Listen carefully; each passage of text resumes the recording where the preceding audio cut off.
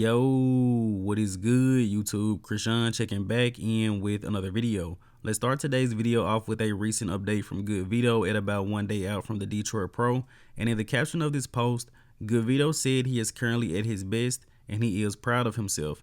And then he gives credit to his coach, Chris Aceto. And I think that Good Vito was pretty close to 100% at the Arnold Classic South America, but going into the Detroit Pro, I would like to see Vito a little bit more full in the upper body, and hopefully he has worked on his posing at least a little bit. But I think it's going to be a great matchup between him and Martin Fitzwater, unless someone else decides to shake some things up. And speaking of Martin Fitzwater, we have a video of him posing at about 1 week out from the Detroit Pro. And last time we talked about Martin, I was saying I'm not really sure how the Detroit Pro is going to go between him and Vito. But looking at this video, I'm going to say with confidence, I think Martin Fitzwater is going to win the Detroit Pro. And I've said this before, but I think if it does come down to being a close show, Fitzwater has the edge in the back poses, and I think that will push him over the top. But just a few points I do want to mention.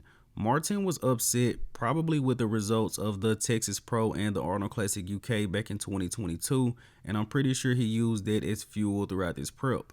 Also, Martin did not get an invite to the Arnold Classic despite being a very, very good bodybuilder. So I'm pretty sure he used all of those things and remembered that throughout the training in this prep. And the last point that I want to mention is we have not seen the new Martin Fitzwater yet. We've only seen Instagram updates, but we'll see tomorrow.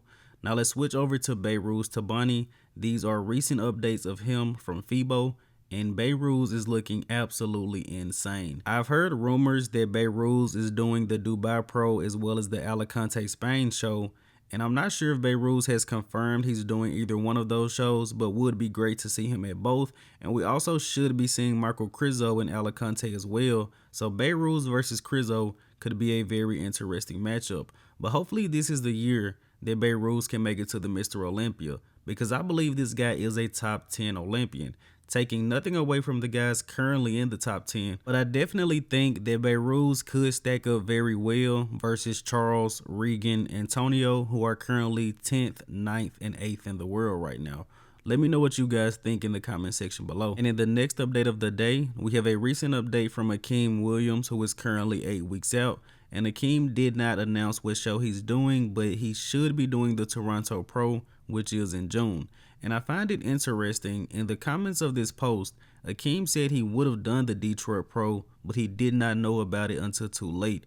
And that's just kind of weird to me, because I feel like the Detroit Pro has been getting talked about a lot, especially with the prize money they're giving out. And that kind of sucks for Akim, because I think he would have definitely had a chance of actually winning this show. But Akim has been looking pretty good every show he's done this season, so hopefully he keeps it up at the Toronto Pro.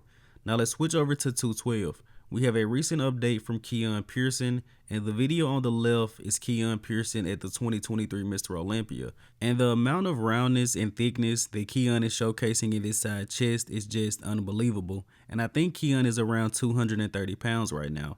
And I know Keone is getting a little bit heavier, but he does have room to grow within the 212 weight cap. I believe Keone was in the low 200s at last year's show. And if anyone was wondering if Keone Pearson is going to open, Keone said again, his main focus right now is his second title. Now let's switch over to another 212 bodybuilder, Kerrith Bajjo. We haven't really talked about Kerrith in a little while, but in just a few weeks, he will be defending his New York Pro title, and I think Kerrith will be winning his second New York Pro. He's currently the 4th best 212 guy in the world, and he's going to be very tough to beat.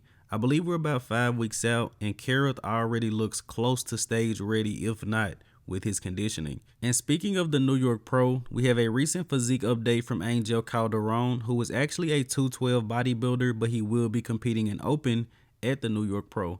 Now, as far as going up against Nick Walker, I think there's going to be a tall task even for Angel, but 212 guys in open are very dangerous because they almost always bring great conditioning, where open guys can come in a little bit off because they're trying to pack on so much size.